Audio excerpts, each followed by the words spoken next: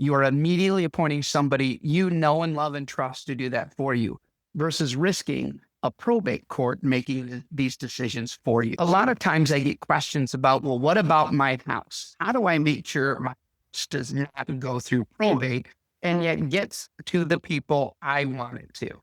There's a tool that very often on the street or as slang, people call it a ladybird deed. And very often people have heard of them, but don't know what it is. Well, after today, you're going to know. First of all, it's actually called an enhanced life estate deed. The pet name is Ladybird Deed, but an enhanced life estate deed is an extraordinary tool that we use all the time, especially when used in conjunction with a trust.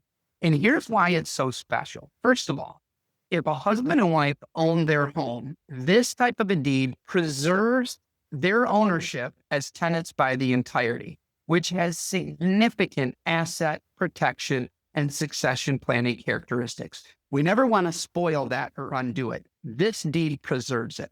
It also preserves the primary residence homestead exemption, and it also further exempts it from many of the state or federal benefits programs like Social Security Disability, Medicaid.